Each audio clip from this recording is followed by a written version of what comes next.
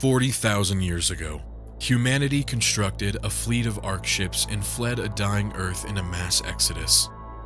Traveling near light speed, these ships were capable of crossing vast distances within the span of just a few generations. Humanity sought only one thing: to find a new home among the stars. Many of these ships were lost in the void of space, but the fortunate few discovered habitable worlds in the Centauri cluster. Over the course of the next 25,000 years, these human settlers flourished and evolved into thousands of cultures and advanced civilizations. They are known as the Celestials. But previously lost ark ships carrying humans from the 23rd century continue to arrive in the cluster even now.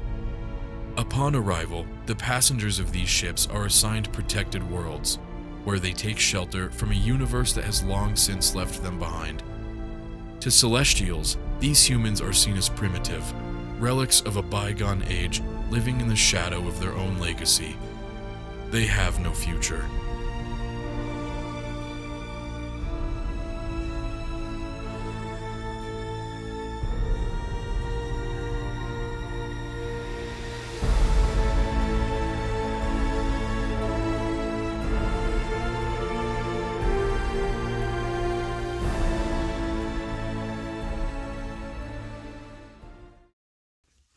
Hi, and thank you for clicking on my review of the Archimedes Engine Book 1, Exodus, Become the Traveler by Peter F. Hamilton. Once again, I was lucky enough to get this super cool special edition, and yes, it's signed, number 689 of 1000 by Peter F. Hamilton.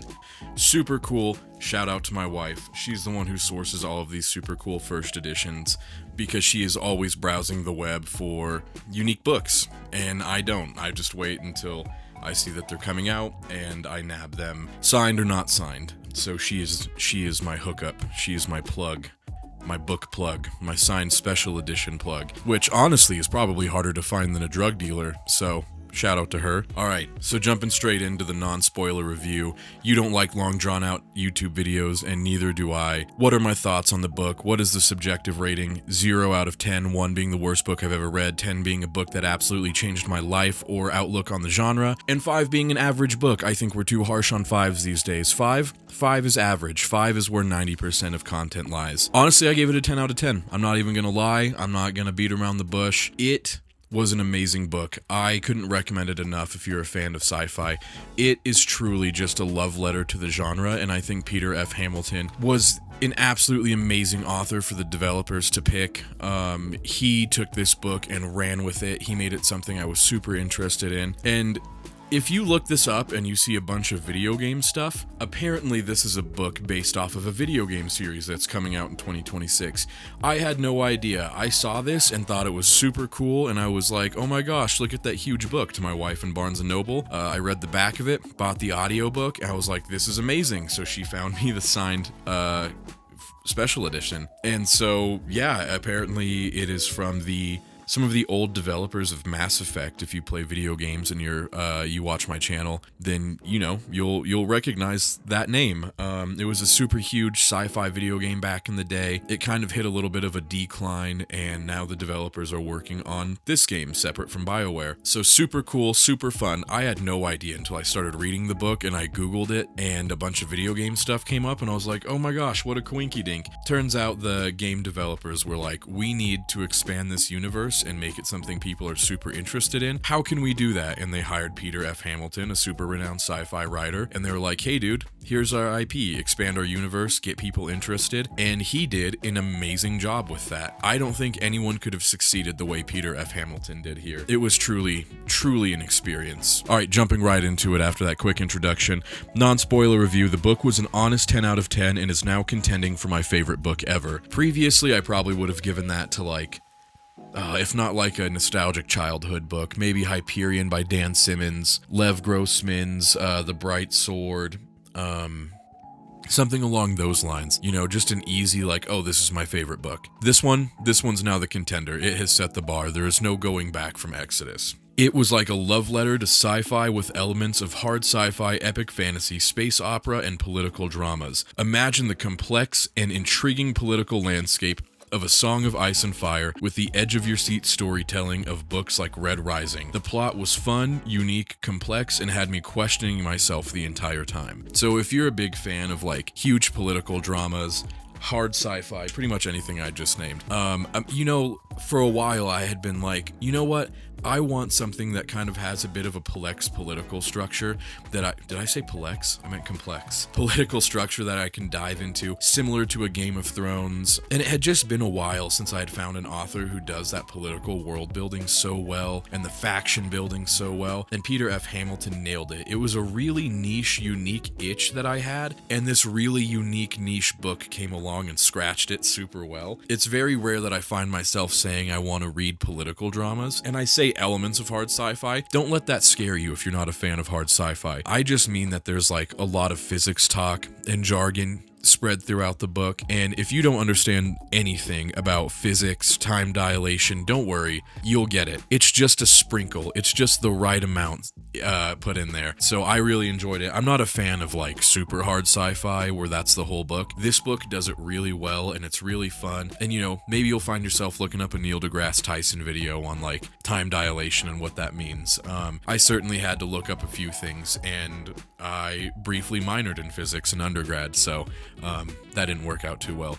And so someone who's vaguely familiar like myself still had to look things up. But it's only like once or twice. It's super fun. So this is one of those books where if you are a note taker, a page marker, an annotator, you are going to thrive and succeed here.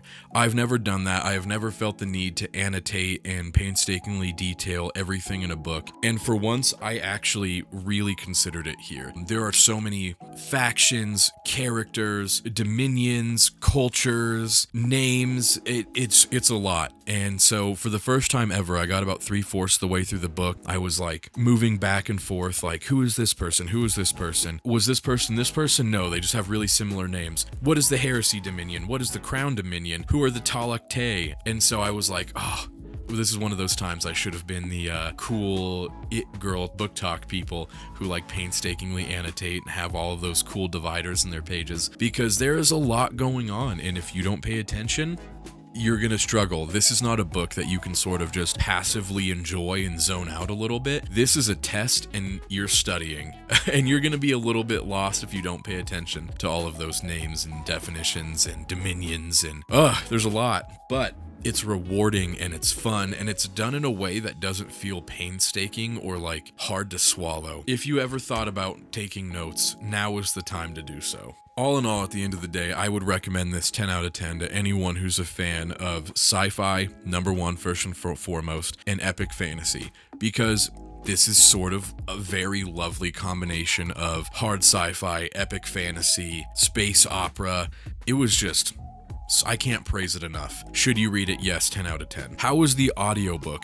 The audiobook was fantastic. I usually, for the sake of these reviews, I will both listen to the audiobook and read the book at the same time. And most of the time, I find myself reading more than listening, but not the case here. This audiobook was fantastic. The audiobook narrator here was John Lee, and he does a fantastic job of bringing this book to life, bringing the universe to life, giving all of the characters unique voices. There's something about his performance that really keys the reader into the world and what's going on, and his voices make it easier for you to click names, and it's just like, he does a fantastic job at easing you into this universe and making it easier to remember who everybody is, and he gives memorable performances to everyone in this book. John Lee just killed it here. I believe he also did the audiobook for Red Rising. All in all, just fantastic. It was an experience listening to John Lee narrate this book. And one thing I kind of told my friends was, if you ever watched Star Wars The Clone Wars, the animated show, as a kid, he kind of sounds like the narrator in the intro who does the recaps every episode. It was just chef's kiss. This whole book, was like a love letter to sci-fi. The narrator was perfect. The author was perfect. I don't think you can go wrong. Honestly, I would recommend the audiobook over the reading experience for this one specifically. It's very rare I say that. I just can't rave enough about how fantastic the audiobook was for this. Is it worth an Audible credit?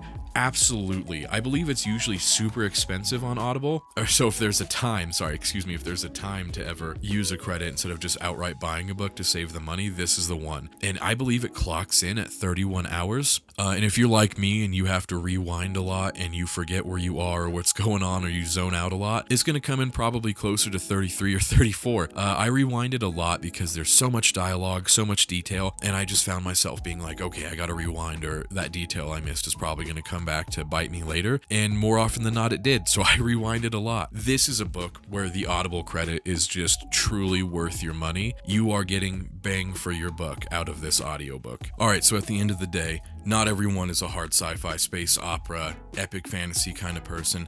That's why it's a subjective reading scale. If every book that was a 10 out of 10 was truly a 10 out of 10 for everybody would love Bram Stoker's Dracula, Little Women, and Little House on the Prairie. So, who is this book for? Who is the target audience for this very subjective 10 out of 10? This book is for people who love hard sci-fi, space operas, epic fantasy, multiple POVs, complex political drama, intense world building, enjoy questioning a complex plot as it unravels, and who have the fortitude to finish such a large read. And also, who is it not for? Pretty much everything I just listed. If you hate multiple point of views, you hate having to think about complex political structures, if you hate political drama, if you hate hard sci-fi, if you hate having to think really hard about a book you're reading because you prefer just to have a more relaxed, casual experience where you can veg out and not really think too hard and not have to invest a whole lot into a book, probably not for you.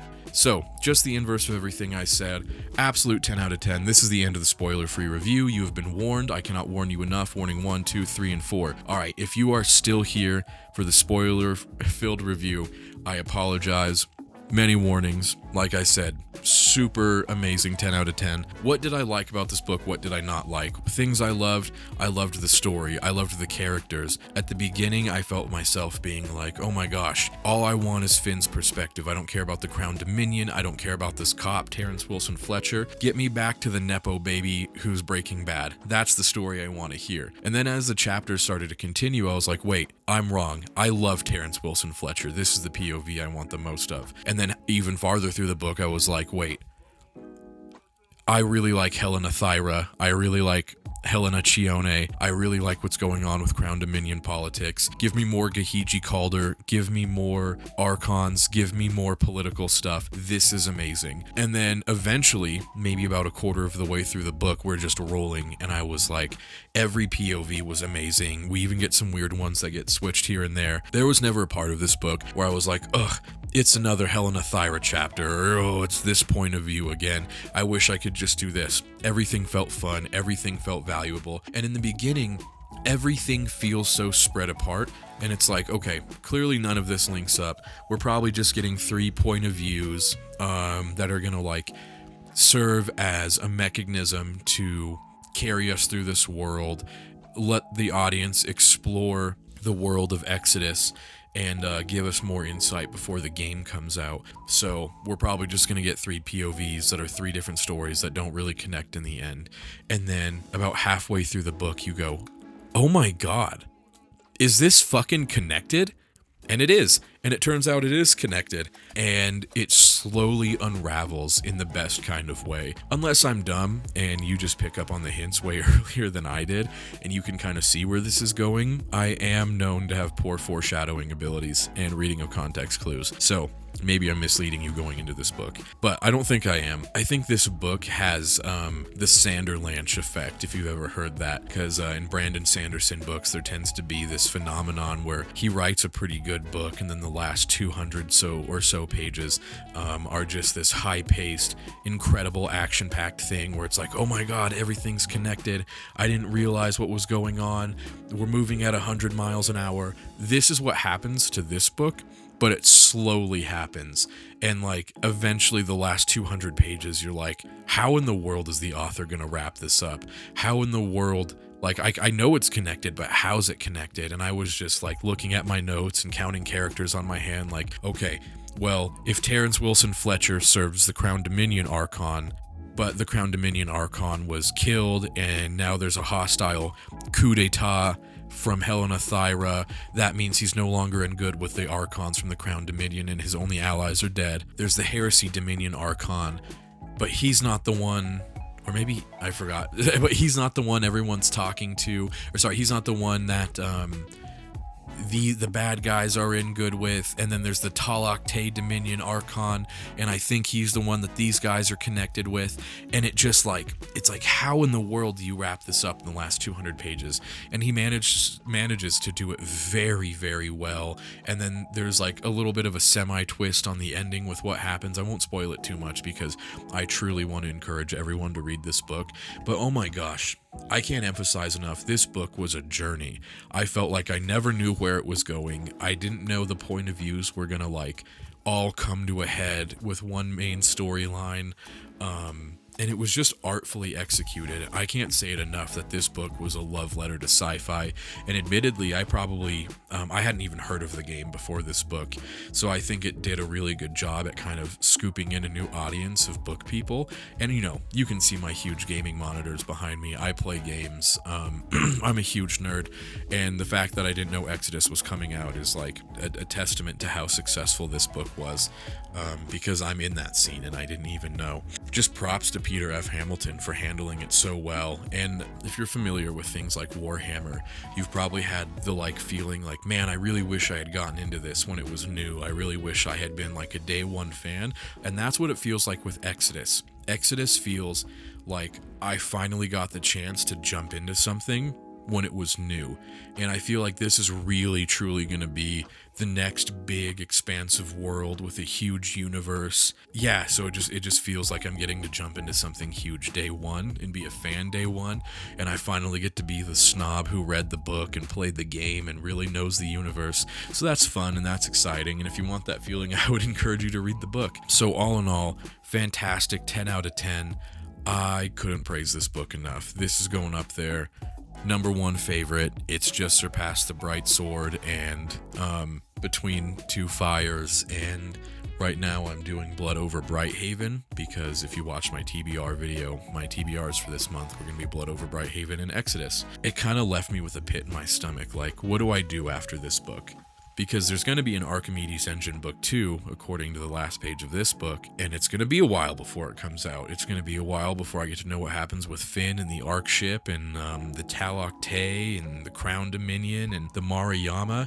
Oh, and one last thing before I go, this world is so unique. It truly feels like there's no reusage of nonsensical sci-fi tropes. All of the dominions, and it's such an interesting take on aliens, right? So like, as far as I'm aware, like people mention alien tech, so like maybe there are aliens in this universe I'm not aware of, but all of like the aliens are just like post-human, transhuman monsters that have like learned how to gene hack to best serve the niche they live in space. Like some of the aliens have like gills and bodies that can undergo like 20 Gs of acceleration in their spacecraft, because they're nomadic species that just make their living in space and they don't really have a home planet or nothing. And some of they're called celestials. Celestials are more akin to humans, and they're just 8-foot tall super beings, and they don't live in space, so their bodies can only withstand 6 or 7 Gs. And then there are normal humans who are the travelers, the farmers, and their bodies can only withstand like 4 to 5 Gs of force before they start to get injured, accelerating in their spaceships. Everything was just so unique. It was just like, it was just this experience of getting to be one of the first people to experience this universe and buy into this IP before everyone else does, and getting to experience all of these unique political factions and characters and aliens. It was just an awesome ride, and I couldn't recommend it enough. If you're gonna buy in now, man. It was so good. But at the end of the day, subjective 10 out of 10. It changed the way I look at sci-fi. It raised the bar on my expectations, and I don't think anything will compete with this for a long time. So yeah, by all means, if you agree with me, let me know. Like I always say, the only thing I love more than honest discourse is an echo chamber full of things repeating my opinions back at me. But of course, if you disagree and you think it's a 7 or an 8 out of 10, if you give it less than a 7 out of 10, I don't trust you as a person. You're lying to me. So yeah, let me know. Shoot me a comment. Thanks for watching as always, and I appreciate it. Thanks.